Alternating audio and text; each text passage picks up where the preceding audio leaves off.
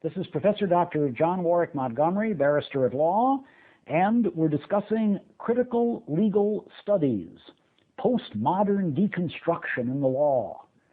You say, great crawling cockroaches. I have no idea what postmodern deconstruction is, much less critical legal studies. Well, you're a law student or a potential law student. Are you going into this because of the thrills of conveyancing? I certainly hope not.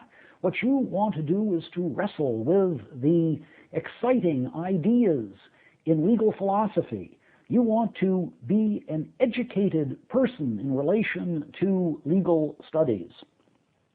This is going to give you an opportunity to consider one of the most advanced theories of legal philosophy, both in England and America. Actually, it is more prevalent at the moment in England than it is in America. The position called Critical Legal Studies, or CLS, was especially prominent in the United States in the 1970s and arrived here in England at the end of that decade and now is having a great deal of influence. Some people have said that England is the graveyard of American heresies. I'm not sure that that is always the case, but it might turn out to be the situation here. Critical legal studies focused at Harvard University. The names associated with this movement, Duncan Kennedy and Roberto Unger.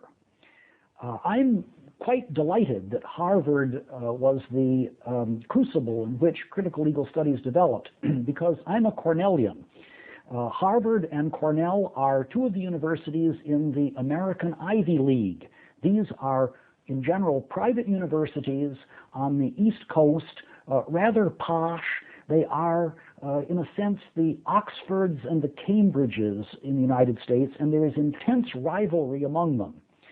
Thus, the question is, who is really better academically? And in the college football contests, the idea is, if possible, to lose, because if you lose, obviously you've been spending your time studying rather than playing football. And I was very depressed as an undergraduate when my alma mater, Cornell, won over Harvard. In any case, critical legal studies centering on Harvard University and now having tremendous influence here in England. What are the characteristics of critical legal studies? Well, it's a species of legal skepticism. It's a descendant of a philosophy known as American legal realism, and we probably ought to start there. American legal realism goes back to one of the most famous and influential judges in modern American history, Justice Oliver Wendell Holmes, Jr. He was an Associate Justice of the Supreme Court of the United States. His father, incidentally, whose name happened to be Oliver Wendell Holmes, Sr., wrote The Autocrat of the Breakfast Table, a work of minor importance from a literary standpoint, but the son was far more famous than the father. And O.W. Holmes, Jr., in his Path of the Law, said, "The prophecies of what the courts will do in fact, and nothing more pretentious, are what I mean by the law." Now this, of course, is a sociological relativism. Law isn't anything absolute or anything that can be identified independent of courtroom decisions.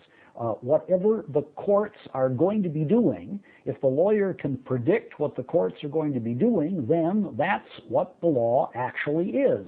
It puts the law within a sociological frame of reference a little more.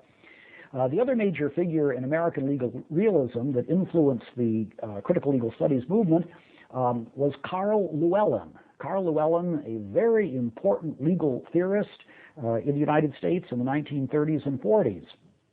Apparently, he was the only American ever to receive an Iron Cross in World War I. He evidently fought on the German side. We don't know the full details of this, but there are some tantalizing indications that he was probably not the most patriotic American who ever lived. Anyway, Carl Llewellyn set forth the notion of legal rationalization. The idea is that judges, first of all, decide on a particular social policy. they put that into their... Sample complete. Ready to continue?